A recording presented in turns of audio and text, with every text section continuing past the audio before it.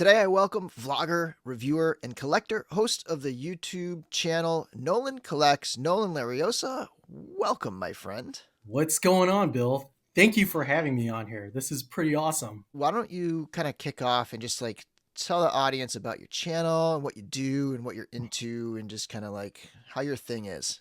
Yeah, so I feel like I'm more of a newer YouTuber. Mm-hmm. Very brand new. Well, I would say brand new because I started really in the pandemic. I started Yeah. off as a toy hunting channel, specifically like Marvel Legends and Black Series. And it was a lot of big box stores. So I feel like that's where I got a lot of my footing with the toy like community, so to Mm-hmm. speak. And it wasn't until like later on that I discovered Mythic Legions, which is like 90% of like my content now. I'd say like 95% Yeah.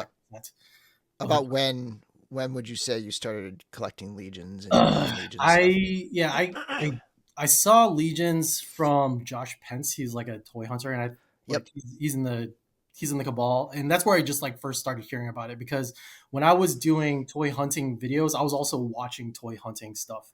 Yeah. And I saw one of his videos where he was hunting legions. I was like, oh, this is kind of cool. Like, what is this line? I've played World of Warcraft for like 14 years, so like I like fantasy stuff, but I never like thought about buying fantasy toys. So Right. I really got my footing in when I think it was the Legions Con after they announced it, the Poxus Wave. Yep. Like my first real figure that I liked, like I legitimately thought like, wow, this line is pretty serious, was Tharnog. So I saw that orc and I knew right away, I'm like, okay, you know what? Let me order that. And then like I didn't even know about the Cabal then. Like I was just like Yeah. looking it up on like Reddit and stuff and like Instagram. There was like not a lot of stuff because I was pretty new to it and I in toys in general. So like I was like navigating it as an adult was interesting. But um I I decided on Tharnog, I decided on Samir. Like I actually put a little list together, which I thought was Yeah. like fun. Like and like I think I watched a couple of your videos where you were Mm-hmm. actually talking about the Poxus wave and stuff. And I was like, oh, this is cool. And then I started watching other people. And I started like discovering like Jared Toy Bro. I started discovering like a bunch of other people. And it wasn't until like I decided to just reactivate my Facebook because I haven't used Facebook since like 2014. And I'm like, you know what? Apparently the whole everything that you need to know about Mythic Legions is in the Cabal, and that's around the time where I decided, you know what, like I'm gonna join the Cabal. I'm gonna see what Yeah. everything's about and just start exploring. So that's where like I kind of started with the Legion's content. Interesting. So that would be Paxis would have 2020, been 2 years ago. years.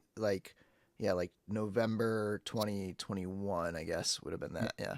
yeah. And then like I Cool. my first pre-order or first like big order was the reinforcements wave. So I think that's Yeah. like my first video on YouTube that actually kind of got me. I won't want to say like popular, but like it got a little more interest towards my way, and I got a lot more responses like with legions because not a lot of people were covering legions during the I guess drought of like figures we were really Right. seeing. Because I know that there was like a long period where legions were really hard to get, and Yeah. nowadays you can get them like pretty much easily, but Yep. you know, like to get them before it was like, you know, an old figure cost like over $100. I was like, man, I don't like, I'm gonna have to pre-order. So like, you know, and that's where I started learning the Four Horsemen cycle of like pre-orders and like learning about the Cabal and learning like I was really diving into the world of Legions and Four Horsemen. Yeah. Nice. And so I mean, I guess a question that comes off of their YouTube type question is, would you say your audience is kind of skewing towards legions now? Like, do your legions videos tend to get more views than maybe like a Target toy hunt or something like So that? Or like, and that's actually the interesting thing, and I'm constantly like thinking about it. So like my most popular videos are probably stuff that are like mainstream. I would say like my most popular video is like a Spider-Man toy hunt video. It's like 39,000 views or something like that, and like oh, Goku, nice. Dragon Ball Z stuff. Like those are the popular ones. But um, ever since I've started leaning more towards Legions, I've seen like the views and stuff pick up, and activity on Instagram has picked up. So I Yeah. try to just hone in on that because it's easier to collect that, and honestly, the community is a lot more welcoming than I would say the Marvel Legends or Black Series like Yeah. community. You know, just in general. You know, so I I like the people more, and I love the toys. So like it's something that I'm trying to like lean towards and show more to other people. So Yeah. yeah, like my Legions Con video got a lot of really good feedback when I went to Legions Con this year. A lot of people said they watched that last year, Yep. and a good amount of people stopped me saying that was the reason they came to Legions Con. I was like, oh no way, like that's crazy because I don't see myself as like I don't know, like I don't feel like a YouTuber. I feel like I'm just a collector recording stuff, and then Hmm. people just like if they like it, they can stick around. If they don't, it's all good. It's not for everyone because it's super niche content, right? Like number one, it's toys, and then it's like toy hunts, and then it's like or conventions or like top 10 stuff. Like it's such a small crowd compared to like what other people can do, right? Yeah. Yeah. Totally. um, what surprised you the most about running a YouTube channel over the whole arc of it? What are some of the surprising things to you? Uh, I think the most surprising thing is how much work is actually it goes into running a channel, and especially Mm. if you want it consistent. Because consistency, yeah, I think is really important, but also like quality. There's a bit of a balance there. What's a tool that you use in your creative process that you wouldn't be able to live without? Maybe it's a piece of tech or a setup or something that you can't live without. I'm gonna say my ring lights because I use my phone for photography and I use it for Hmm. recording. So I don't have a fancy camera like a lot of people do. I don't have like I actually don't have a lot of high tech equipment. All of my stuff is like really cheap because I'm pretty thrifty when it comes to like equipment. But I should probably upgrade at some point. But I would say like lighting really like it makes your stuff stand out. Like if you're getting into toy photography or like just whatever, like make sure people can see it. Like I think that's like the biggest thing I could say because people often ask me every time I post something on Instagram like how'd you get that? I'm like, dude, I take a pic. I use my Galaxy S20 and it's all lighting. Like sure you Yeah. can get a cool pose, get cool like stances and stuff, but really the lighting makes it stand out because if you can't see the what you're posting, you can't really see what you're going for, right? So I think lighting is really what I would say, and I'm trying to this year at least like upgrade, my actual lighting system and like learning how to bounce stuff off. Like I watch a lot of Trevor's stuff to figure out like, okay,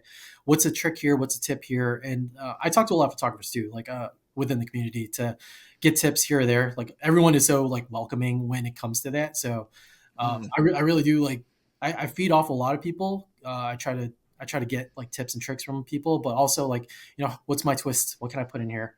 And yeah, that, like I would say lighting is really the key thing. Lighting. Yeah. Yeah, Yeah. That's one of the things that I tend to, I guess, invest the most in. yeah, What I really need is another camera because I like when I do my streams and stuff, I'm running it off of my computer camera, and then I don't really have a great setup for like doing both.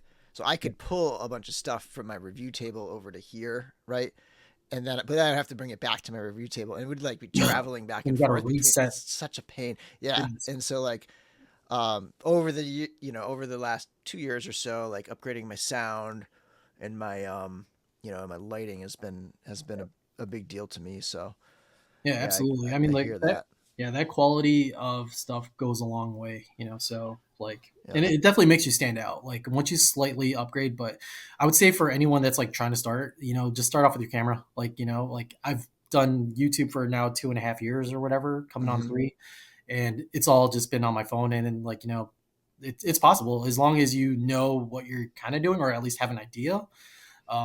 I would say, go for it, because I know there's a lot of people that even like ask me like, hey, how should I start? I'm like, yeah, just record stuff, like just upload it. And your first video is probably going to be bad, like it's not going to be great. Like I keep my first video up and I'm like, I watch and I'm like, ooh, like, Oh yeah. yeah, you learn over the years.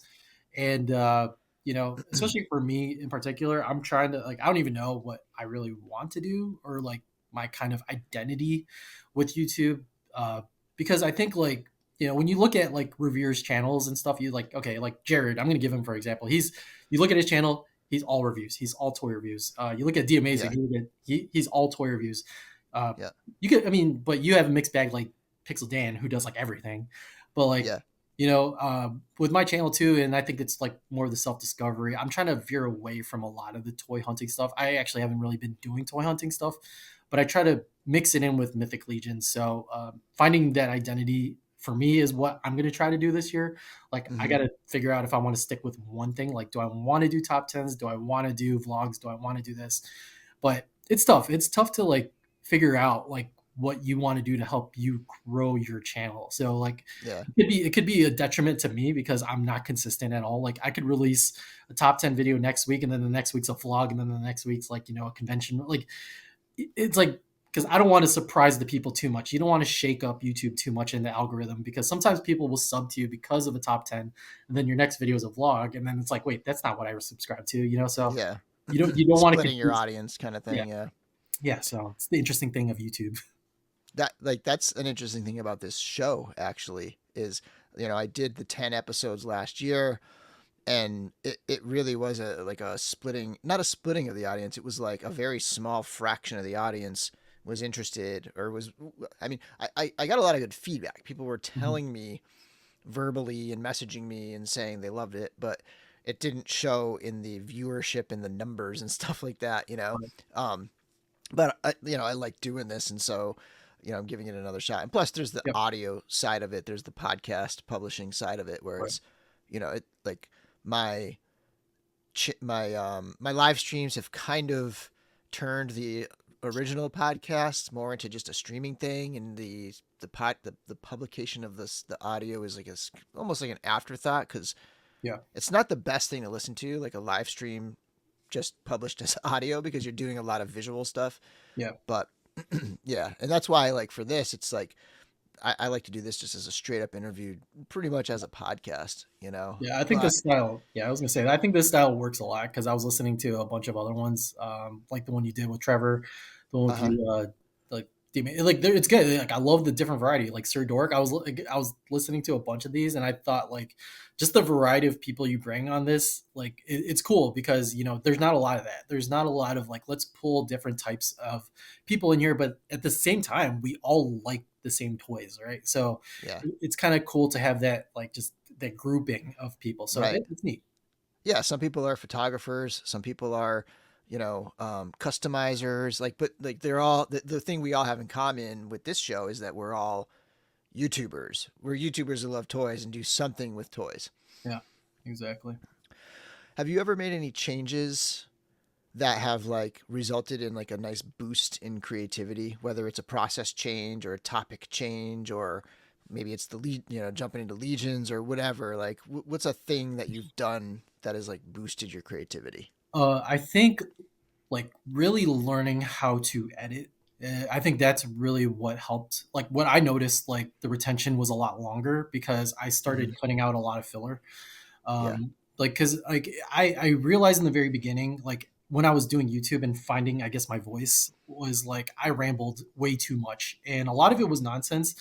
And in the reality of it, like something you say for like 30 seconds can actually be summed up in like 5 seconds, for example. So Yeah. like you drive your point with 5 seconds and you can move on. Like there's no point of like dragging it on for too long because then I feel like people find a reason to click off your video all the time. Like as social media, you're scrolling through your phone, you're like, okay, I'm going to watch this and then scroll, I'm going to watch this and scroll. It's like, and it's the same Yeah. thing with YouTube, right? You have to get that certain attention even though people are on the platform watching long form content, right? So it's tricky, and I think like that's what helped me out was like, okay, sometimes I found out a teaser in my video actually helped the video in the long run. Like if you look at my first like or my two most popular videos, I had a really good intro hook, and then it followed up with a good like story and a good ending.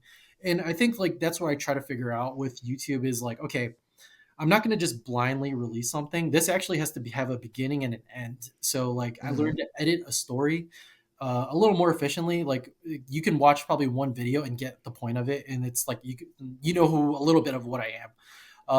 Versus like an ongoing like cut, and like you just do segmented stuff. Because I think like the thing on YouTube and it's like ever evolving. You always have to kind of change in your style, but uh, yeah, you just figure out like how to edit or like So I mean, I don't know. It depends on the type of video you're trying to release, right? So Yeah, and the type of person you are too. Like some people hate editing. Like I know D oh Amazing is like he hates it, right? And yeah, yeah. I actually enjoy it, and sometimes I enjoy it more than the recording process because Oh, when I'm absolutely. recording, I'm like I'm always thinking about the editing, and so I'll do a lot of takes. Right. Like when like I'll have a 10-minute review, it'll be an hour of footage. Yeah. It'll be an hour long of there. You know, there's pauses where I have to pop and swap a figure or Yeah. whatever, but there might be 10 minutes of like No, this 1 minute stretch that I just keep trying to repeat and get absolutely. right and have Yeah. it. You know, so yeah, I mean, but then once I have all that and it's all laid out in the editor, I actually enjoy that. I enjoy like molding this loose kind of raw thing. Right. You know, it's almost like sculpting or something, right? Like molding it into this smooth kind of Yeah. um digestible thing. Yeah, it has to be. It has to be because, like, I'll take my two Legions Con videos for example. So the one in 2022, that video was like 2 hours long, and Mm-hmm. it got good reception on it. Like, I walked through almost every single table and recorded everything, That's crazy. and a lot of people actually ask me, like, "Am I doing that again? Am I going to record everything?" And I'm like, I've already been I've done YouTube for a year, and I've learned that long, like super long content like that actually doesn't do well in the long term. But I think that was may have just been lucky. I may have just got lucky with that one video. But like this video this year was only 45 minutes, but I did all 3 days or 4 days, including intern and GCon and stuff. And that one did pretty well too. So like I don't know, it's a tricky thing of like trying to figure out like, okay, do I want to make a long video or do I want to make it short? So I'm already planning like Legions Con video next year. Like, do I want to do like a longer video like I did 2022, or do I want to do like a shortened up version that can be watched by anyone? So like that's kind of like what I'm trying to do, at least with Legion content, because it's definitely niche. Like, not a lot of people like. It's popular, but still not a lot of people know too much about it. So Yeah. whenever I try to post something Legions related, I try to make it so it's digestible for any sort of audience Yeah. instead of like, we're talking specifics on this video that someone specifically searched for, right? So like if I'm looking for the lore of it, like I can search that, but like not everyone's looking for the lore behind everything. They may have just like want to say like, "Ooh, this is a cool wizard figure. What is this?" And then like if I could pique their interest, I think I win. I think everyone wins, and if someone comments that, that's even better. So, it's just interesting. Yeah, I try to make my channel, which is like yours, it's become probably 90% Legions. I try to make it very informative and welcoming to newcomers because there's always so Yep. many people coming in, Hmm. and that's how they find the channel often is through Legions. And so, yeah, I do the same. I try to make it, Yeah. um, enjoyable on all levels, and especially for the newcomers. And you know what? And I think like there's something to that. Especially as like a content creator, is you want to teach. You want to teach people about this stuff in in an educational way, but also a fun way, right? It's fun to mix the two because like for me, I like to overshare. I like to do all this stuff, and me sharing my fandom of Legions, like and you too as well. Like it's just a fun thing to do. Like I also enjoy like the editing process too, where I'm just like, okay, like, did I pack enough information here? Like, do I want, like, did I get enough? Try to cut this out? Like, and I'll rewatch things like almost obsessively, like almost like OCD, like where I'm like, okay, is this Hmm. good? No. Okay. Like I'll rewatch a scene like 3 or 4 times. I'm like, okay, that's good. That's good. I like that. Do I like, nah, I'll cut this out. And then like, maybe I'll have my wife watch it. I'm like, what do you think here? She's like, I think that was too much. I think you should cut that out. Cause she's more of like the outside perspective. So like I try to get like if I can get her somewhat interested or knowledgeable, then it's like, okay, then you know what? I think I've reached like my test audience to a degree.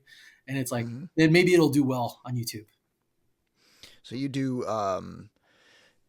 some toy hunts, you do some con tours, con Conventions. coverage.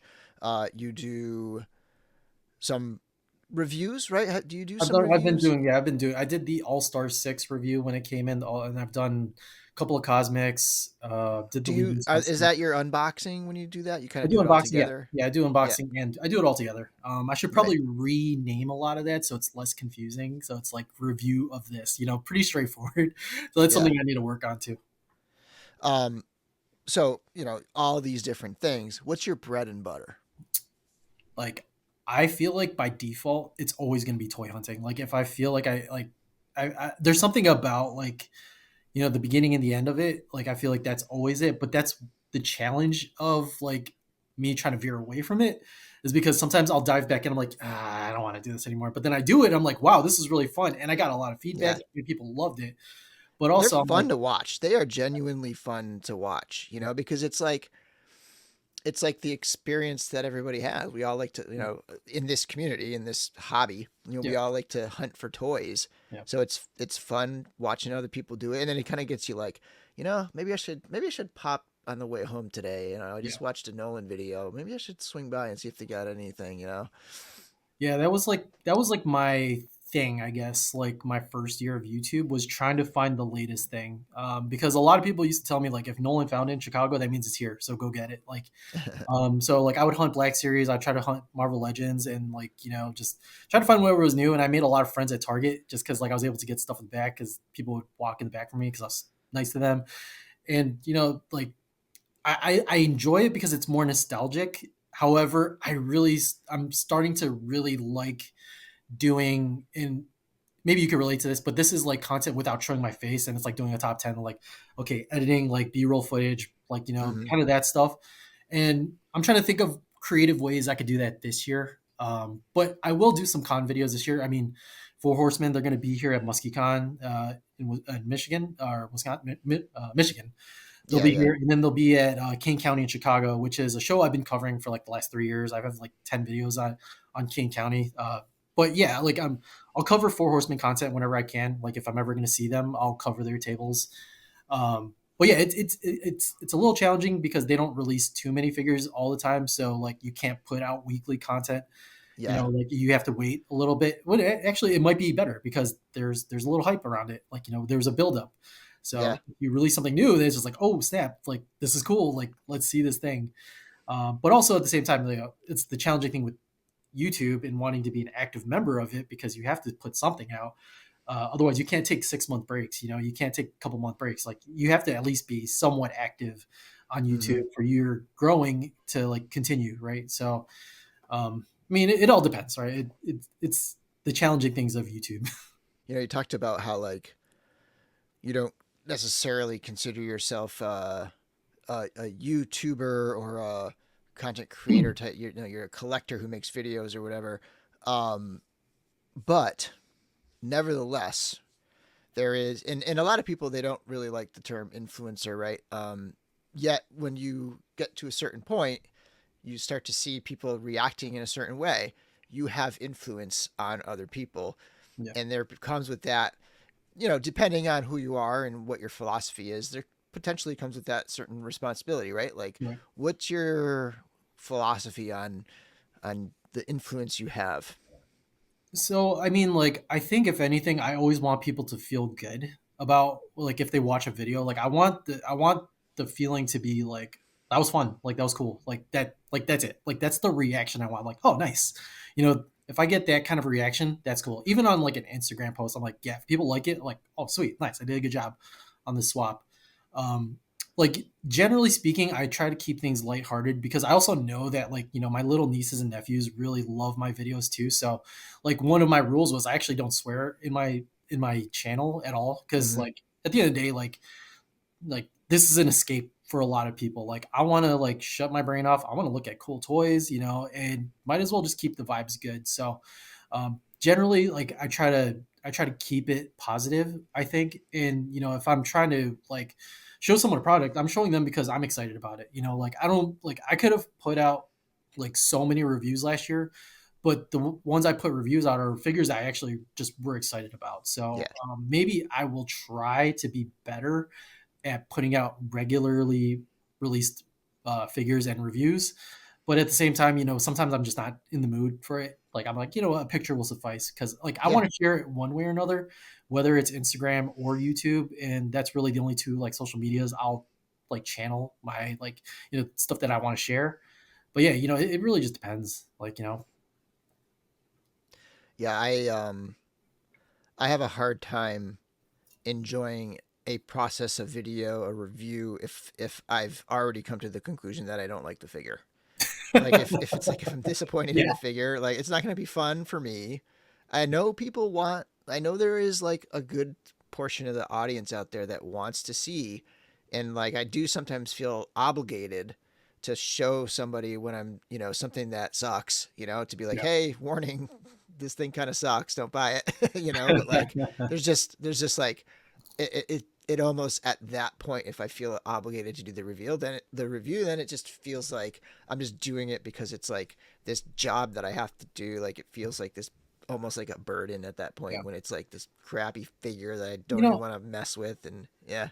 And I think, what? I think that's fair because, like, the reason why I don't really consider myself an influencer is because I don't get paid advertisement. Like, nobody sends me anything to Yeah. review. So at the end of the day, I don't, like, consider myself an influencer. I just do whatever I'm doing. And then if people like it, they like it. If they don't, they don't.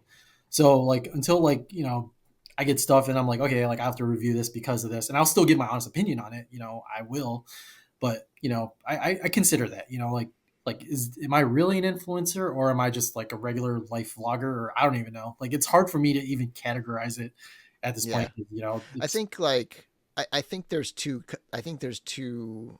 There's like influencer with like almost like a capital I. That's like this job almost, or like yeah, and I guess I fall under that too because I do get product from companies and I help spread the word and yeah, I help promote Kickstarters and things like that.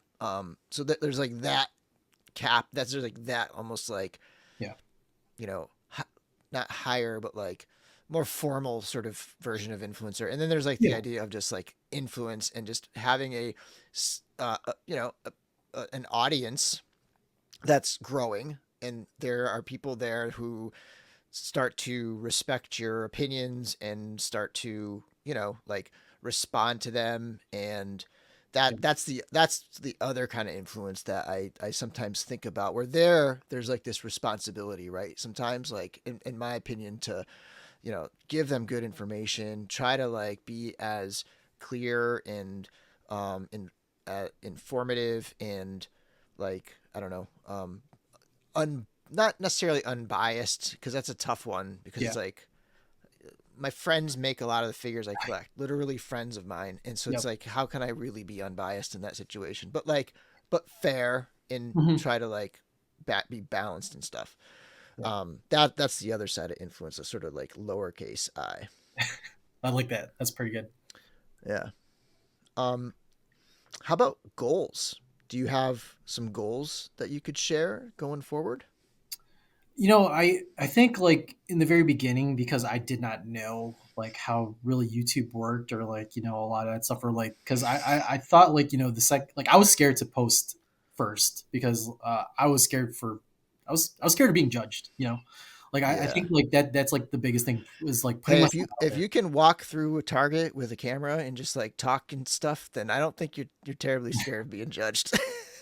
Because Yeah, I just can't do that. no, I understand that. There's that could be a little weird, but also like just showing my face. Like actually, for the Yeah, yeah, first yeah, year of YouTube for myself, yeah, I didn't show my face. Like I think yeah. it was all like I was trying to bring out personality at first. So my first goal before was like I just want at least like 50 subs. I remember thinking I'm like I'm gonna put a video out, and because I like what other people are doing, I'm gonna try to put something out, and I'm gonna see what happens because I never would have like if you pulled me back 3 years ago and say I was going to be here right now, I'd be like, no, I would like what are you talking about? I have a toy room, I have Mythic Legions collection, I have Lego collection. Like, what's going on? No, Yeah, I would have never guessed. So like my initial goal like was just like get a couple of subs. Like if 5 people watch my video, that's cool. But like it was like my second video that like got like 1,000 views. I was like, oh okay, like someone actually watched. Like a bunch of people like started watching it. mm, So like I kind of just worked on that and I built on that. And then at first, like my first year of YouTube was like toy hunting. So I'm like, all right, I'm gonna try to be the next Pixel Dan or whatever. I don't know. It's just like I want to be big. I want to get huge. Like I think my eyes were bigger than, like it was just like, and then like I think the second year when I just like realized, okay, I can't be spending so much money all the time because YouTube was becoming more expensive. I found that I was creating content or I was buying stuff just to create content. And I'm like, Yeah. this isn't the really sustainable way to do it. Um, yeah, I realized I'm like, okay, like I need to refocus. I need to figure out what I want to do in the long term. So last year was more of like a year of discovery. It was like my playground on YouTube where I got to just test out different types of videos because I was no longer doing just only toy hunts. I'm like, you know what? I'm going to try a review. You know what? I'm going to try an unboxing. You know what? I'm going to try more conventions and maybe at a different style. I watch a lot of other like, I mean, I don't watch YouTube as much anymore because I'm creating it so much now, but I used to watch, yeah, I used to watch a ton of like people going to Disney like world just to see how they're editing. And I'm like, okay, so how did they make this interesting? What were the certain cuts here or there? What were the tricks? And then nowadays I'm more of like more analytical and more trying to understand and hone in my editing skills. And my current goal right now really is just to be the best version of myself. I know that sounds kind of cheesy, but every time I try to release a video, I'm trying to make my next video better. It's better and better and Yeah. better. Like editing, whether it's like, did I really nail that storytelling? Did I really nail like what I needed to? And if I didn't, I didn't. It's all good. Like sometimes I have to just at that creative process, I have to be like, you know what? Let's go ahead and just do it. I'm putting all this weird pressure on myself for no reason because no one's gonna know. I'm not doing a series of stuff. It's not like I do a weekly thing. I could just release whenever I want. So I try to lean Yeah. on that a little more and a little less pressure on myself Yeah. this year. So like, because I used to put a ton of pressure on myself to release content because I need to stay relevant. And I'm sure you can relate in some ways of just like I have to Yeah. do something. Otherwise, it's like When you're trying, when you get to that point, I think a lot of creators, they do find that, I don't know, that stretch of time where you're, I don't want to call it a game, but you're trying to like grow the channel, right. and you're trying to like try things out and see if you can push the numbers and get more viewers, and Yeah. it's a fun kind of game to play. But yeah, it can become like you're forcing it kind of thing, It can, yeah, it can be, and you have to be. I think like the thing with YouTube is you just have to let it happen. Like I think that's one of the things is you just gotta Yeah. let it happen and see what happens. Because I think us or just us as general and as creators, we think the next thing we release is going to be the next best thing, and we're done. Like, well, in reality, you're just going to release the next video, and you're going to release more videos, and some Yeah. videos are going to be better than others, and it's okay. Just try to learn from it and try to like just be better. And however you're trying to deliver your message, like what you want to do. Going back a second, you were talking about editing. I was curious. So you record on your phone? Do you edit on your phone too? No, Or I do it on my PC and I use Adobe Photo Premiere. okay, Yeah, yeah. nice. So I used to do really basic editing. I think it was like the defaults like creator you had on like your regular PC or whatever, like your video Yeah, maker. That's what like my first like 30 or 40 videos were. And then I decided to like invest in Adobe. So like I'm 160 something videos in. So I've had a lot of practice of just editing. And I yeah. think like I obsess more over editing than the actual content now. Like I think that's how my channel has evolved a little bit is yeah, it's about cool toys and making them look cool and all that. But honestly, like what my passion really is the editing too. So, like, I love sitting there and getting lost in it. Like, I think I was listening to Emil in was it Legion's Cast? Is that his with Steve Buscemi and Yeah. yeah, Legion's? I think it was like a couple of weeks ago. Emil was talking about the like creative process and just how you get lost in it, like when you're doing stuff. And you do the same thing with a pop and swap. You're like, oh wait, hold on, I got an idea. Let me do this. And same thing happens. It's a different media, but with editing, you sit Hmm. there and you're editing. You're like, cut here, cut here. Let's add this. Let's put this. Boom, boom, boom. And it's like, wow, this actually was a lot better than what I intended. And that happen. That tends to happen with like as long as I try, because sometimes I'll tell myself, nah, don't do it. Yeah, don't post that. And then like maybe like we said, we give ourselves we critique ourselves too much. So and the response is actually a lot better sometimes when you just do it. So um yeah. What do you use for thumbnails? Do you use like Canva or Use anything Canva. or Canva yeah. is what I primarily used. Oh, sorry. Yeah, Canva is what I use for the most part. Hmm. I find it the easiest and most simplest. I used to be really busy with the thumbnails, but I'm realizing, it's actually easier when it's a little more simpler. Uh, Less time and too. less time. Yeah, less time on thumbnails, but like, and actually like that does help with the actual video itself, especially if you're vlogging, because like it's the tough thing about vlogging is to have an intention with your like video. Like for example, like my video, my one of my latest videos was like my orc display. I wanted to show off the orc display, so I Yeah. just take a picture of the orc display and say Mythic Legion's orc display. Like that's all I had to do, and I'm not going to overthink it. It's pretty simple, and it's to the point. And that's the whole thing with YouTube, is making sure your thumbnail matches the point of your title, and it all has to be a good package, right? It all has to package Mm, together. yeah. Did you save a little spot for Thornog in there? Yeah, I did. Yeah, I might have to move some shelves around, but yes, I might actually have to Yeah. grab a couple of Tharnogs later. By the time this airs, that'll be in hand because Oh my this will gosh, air yes. sometime in February, and those will probably be in hand by then. Oh, this is gonna be great. I'm excited. Yeah. All right. Well, I think that should do it. Thank you very much for coming on and sharing your journey and Cool. being on the Toy Tubers. I appreciate it, man. Thanks for including me on this. This is super exciting, and I can't wait to see everyone else. I don't even know who's going to be on this, so I like that you're kind of keeping it hush for now. And yeah, let's go. So just share before we go. Just why don't you just share your Instagram and your YouTube channel and anything else you might want to share. Yeah. So my YouTube and Instagram is both at Nolan.collect. So feel free to follow me on both. Instagram, I mostly post pop and swaps and I spam stories. So sorry about that in advance. And then YouTube, you can find Legion's vlogs. You can find various types of vlogs on there. So feel free to follow me at Nolan.collects.